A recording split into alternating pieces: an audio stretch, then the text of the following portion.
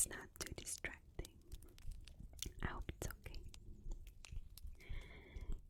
For today's video, I'll be reading some Disney bedtime stories. And we'll see how far we get. Let me know if you like it. It's French Disney bedtime stories, so it's not the stories you know. It's little spin-off 5-minute stories based on a few of Disney classics. So let's get into it, shall we? I have to figure out how to do this.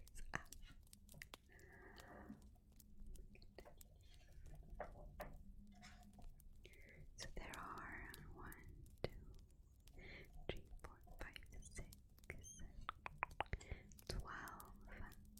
12 stories in one book. The first one, Detective Lucky from the 101 Dalmatians.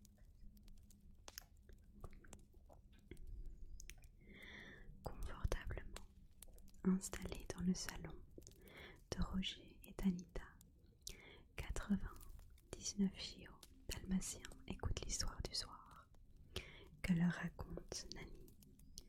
Parmi eux se trouve Lucky, un des petits de Pongo et Perdita. Il ne perd pas un mot de ce que raconte la gouvernante. Il adore ces histoires, surtout quand elle parle d'enquête policière.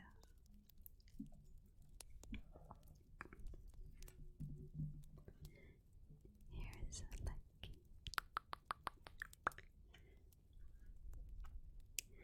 Une fois que Nani a terminé, les chiots filent se coucher dans leur panier. Tous s'endorment rapidement, sauf Lucky. Il n'arrive pas à trouver le sommeil, car il songe à toutes les affaires qu'il pourrait résoudre s'il était détective. Soudain, il se redresse dans son panier. Cric, quank, bang. Des bruits étranges proviennent de l'extérieur. Voilà un mystère à élucider. Aussitôt, Lucky se faufile hors de la maison, sans que ses parents remarquent son départ. À l'extérieur, il commence par renifler le sol, à la recherche d'indices. Il y a tellement d'odeurs intéressantes. Lucky court et tous ses sens, et finit par s'enfoncer dans le petit bois près de la maison. Là, il colle sa truffe sur la terre. Il a trouvé quelque chose. Sa queue remue tandis qu'il traque l'odeur. Près d'un tronc creux, le chiot y plonge la tête pour découvrir ce qui s'y cache et aperçoit deux yeux qui le fixent en retour. En poussant un jappement de frayeur, il s'enfuit aussi vite qu'il le peut. Oh, oh. Oh, oh, oh. Des sons terrifiants retentissent de la forêt. Lucky détale à toutes pattes, d'autres yeux brillants semblent l'épier depuis les branches. Lorsqu'il s'arrête pour reprendre son souffle, il ne reconnaît plus l'endroit où il se trouve. Affolé, il se remet à courir et heurte de plein fouet un monstre en fourrure. « Au secours !» hurle-t-il. « Lucky, qu'est-ce que tu fais ici ?» demande la créature. Celui que Lucky a pris pour un horrible monstre n'est autre que Sergent Tips, le chat qui a aidé Pongo et Perdita à triompher de Cruella. « Je suis content de te voir. J'aime Lucky. Je suis perdue. Heureusement, Tips sait comment aider le chiot. Il le conduit auprès de son ami le colonel. Annonce ce dernier tous les chiens du coin vont le relayer. Bientôt, les aboiements ressonnent dans la nuit, jusqu'à atteindre les oreilles de Pongo. Un des petits s'est perdu, murmure-t-il à Perdita. Il sort de la maison et aboie à son tour. C'est mon papa, s'écrie Lucky en reconnaissant sa voix. Suis bien son aboiement, lui conseille le colonel. Liu Xiu s'exécute et retrouve ainsi facilement le chemin de sa maison. En entrant dans le jardin, il entend à nouveau des bruits étranges. Il comprend alors que c'est le vent qui fait grincer le portail. Lucky, où étais-tu ? L'interroge Pongo.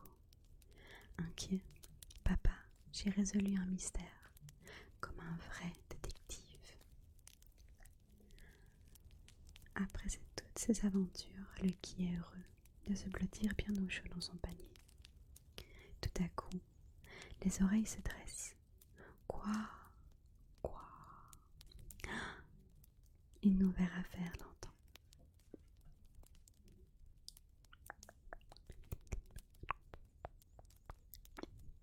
Le roi lion, les qualités d'un roi.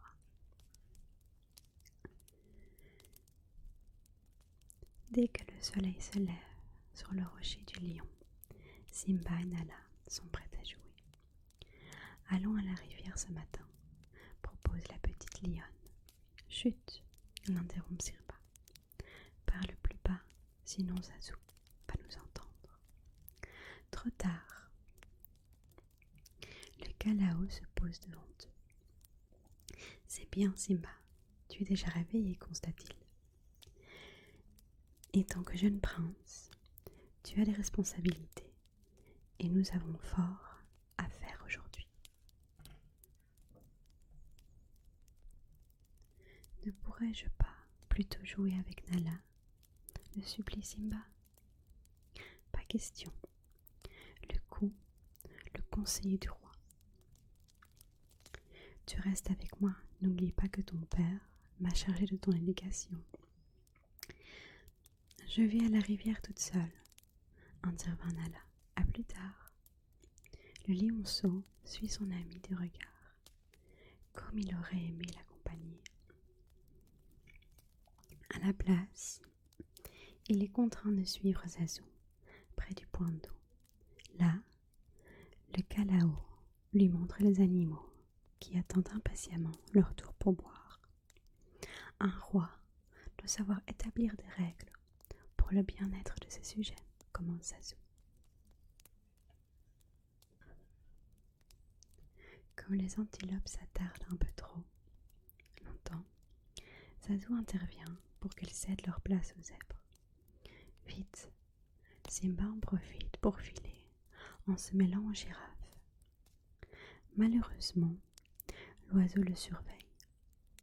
Où comptes-tu aller comme ça ? L'intercepte-t-il. Le travail du souverain ne s'arrête jamais.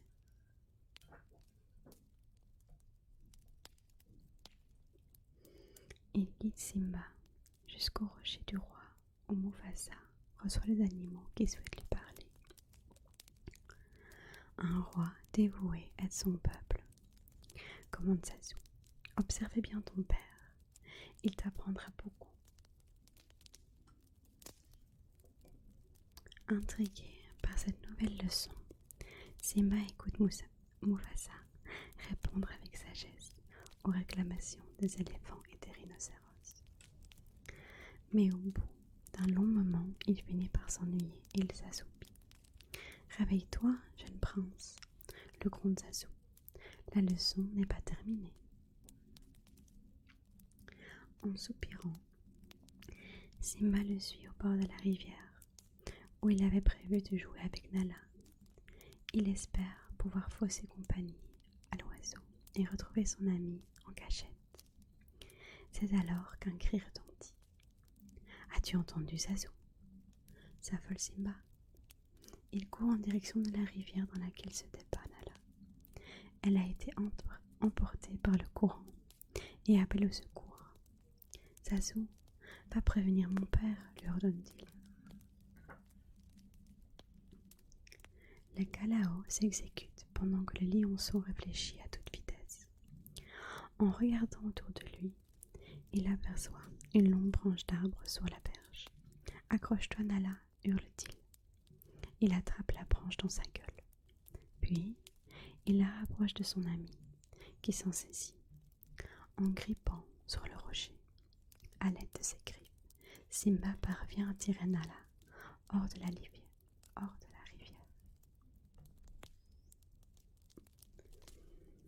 Tandis qu'il se hisse péniblement sur la berge, Zazu et Mufasa les rejoignent.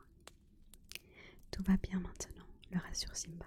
« Zazu, peux-tu me raccompagner Nala ?» demande Mufasa. « J'ai à parler à mon fils. » Le lionceau est inquiet. Son père va-t-il lui reprocher de ne pas avoir assez écouté Zazu? « Simba, déclare Mufasa, tu as appris une leçon importante aujourd'hui. Une des plus grandes qualités d'un souverain est le courage. Et tu en as fait preuve en venant au secours de Nala. Un jour, tu seras un grand roi. » Les Aristochats, la fête surprise. Un matin, Thomas O'Malley est réveillé par les 3 chatons de Duchesse. « Joyeux anniversaire, Walter Giuseppe, désiré Thomas O'Malley !» chante-t-il encore. « Thomas, voici votre petit déjeuner, » ajoute Duchesse, en lui présentant un bol de crème. « Qui veut m'aider à manger ?» demande O'Malley. Aussitôt, Marie, Berlioz et Toulouse se mettent à laper la crème et leur ami, Roquefort, vient y tremper un biscuit. Après le petit déjeuner, O'Malley leur fait part de ses plans pour la journée. « Je dois retrouver Scat-Cat et les copains. » « Peut-être pourriez-vous les voir plus tard ?» s'interrompt Duchesse. « Nous avions d'autres projets pour votre anniversaire. » Les enfants, qui veut donner son cadeau en premier à Thomas? « Moi !» s'impatiente Toulouse. « Suivez-moi, monsieur O'Malley. » De son côté, Duchesse entraîne Marie et Berlioz. Ils ont une fête surprise à organiser. Dans le petit salon, Toulouse installe O'Malley. « Aujourd'hui, je vais peindre votre portrait, » annonce-t-il en plaçant son modèle de sorte qu'il tourne le dos au couloir pour ne pas voir les chatons en train de préparer la fête surprise. Pendant ce temps, Duchesse, Marie et Berlioz, Roquefort et Madame de Bonnefamille en profitent pour cacher les décorations et cadeaux dans le jardin. « Et voilà, monsieur, » conclut Toulouse, en lui présentant son œuvre. « C'est magnifique, » le félicite O'Malley. À cet instant, Marie et Berlioz pénètrent dans le petit salon, tandis que Toulouse file discrètement pour aider Duchesse et Madame de Bonnefamille à cuisiner pour la fête. « À notre tour, » annonce Marie à O'Malley. « Berlioz et moi, nous avons composé un cadeau musical. » Dès que Berlioz s'installe au piano, Marie entonne une chanson d'anniversaire. Ravi, O'Malley joint ensuite sa voix à la sienne, et le trio fait de la musique une bonne partie de la journée. Juste avant le dîner, O'Malley s'apprête à retrouver Scat-Cat, quand Duchesse lui demande de l'accompagner dans le jardin. « Scat-Cat attendra, » affirme O'Malley. « Il n'y a rien que je préfère à une balade avec vous. » D'un air mystérieux, Duchesse guide O'Malley jusqu'à un rosier où se cache un cadeau emballé.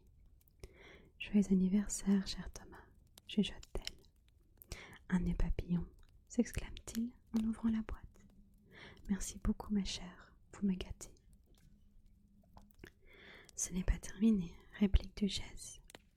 Elle entraîne O'Malley dans la salle à manger. Il découvre un magnifique buffet avec ses plats préférés, fricassés de thon et soufflés de saumon. Comme il est heureux de les partager avec sa nouvelle famille. À la fin du repas, Madame de Bonnefamille appelle les chats. « Venez admirer les étoiles, dit-elle, en ouvrant les portes du jardin. »« Surprise !» crie Scat-Cat et son groupe. Au cours du dîner, ils ont installé les décorations cachées par Duchesse et les chatons. « Comment avez-vous fait ?» s'étonne O'Malley. « Je ne vous ai pas quitté de la journée. »« Quand certains étaient avec vous, précise Marie. Les autres s'affairaient, termine Duchesse. La fête est une réussite. Tout le monde chante, danse et s'amuse. Merci, déclare O'Malley à Duchesse, alors qu'il porte les 3 chatons épuisés. C'est le meilleur anniversaire de toute ma vie.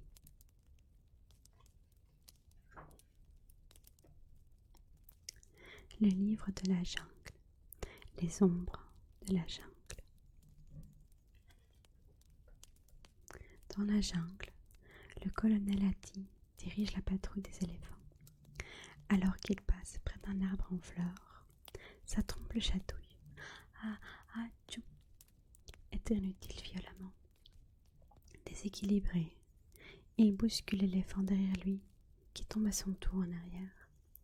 Les éléphants se percutent les uns après les autres, jusqu'à faire bousculer Junior, le fils du colonel, dans un trou. Le petit éléphanto se retrouve alors coincé dans une grotte qui grouille d'insectes. Il fait sombre et il a trop peur pour oser emprunter l'un des tunnels qui l'entourent. « Au secours !» hurle-t-il. Hélas, les autres éléphants n'ont pas remarqué son absence et se sont déjà éloignés. « Au secours !» continue à appeler Junior. Ces cris parviennent aux oreilles de Shere Khan, un animal en détresse. Quelle douce musique, se réjouit-il.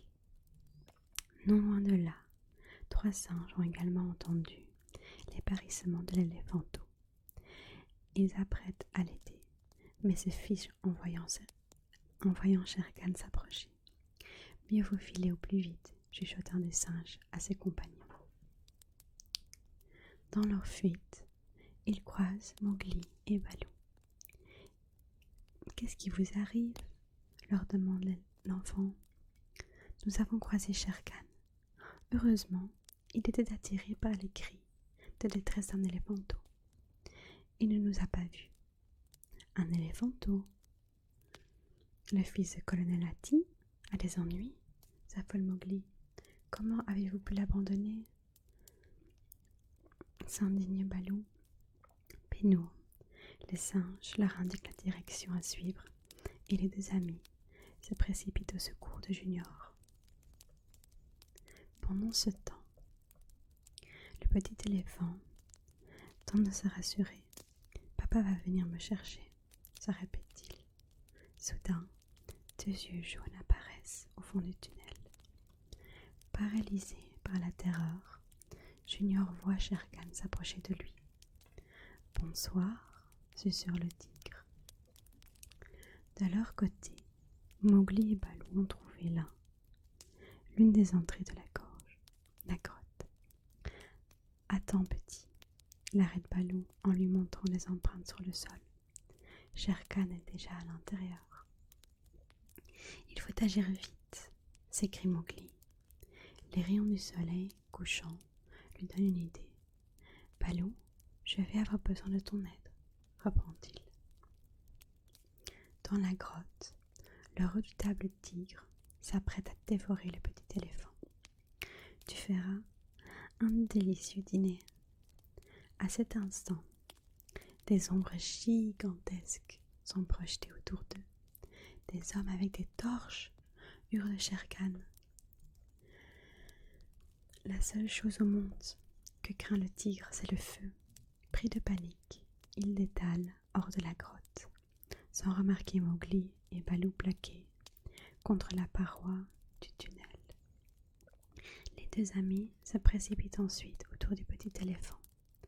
Je suis tellement content de vous voir, se réjouit-il. Où sont les hommes avec les torches? Ils ont fait fuir Shere Khan. C'était nous, révèle Mowgli. Un petit tour de magie très simple avec des feuilles et les rayons du soleil, ajoute Baloo. Accompagné par Mowgli et Baloo, Junior retrouve enfin la patrouille de son père. Où étais-tu passé? Salam le connaît, a dit. Je suis tombé dans une grotte et Shere Khan a failli me manger, mais Mowgli et Baloo m'ont sauvé.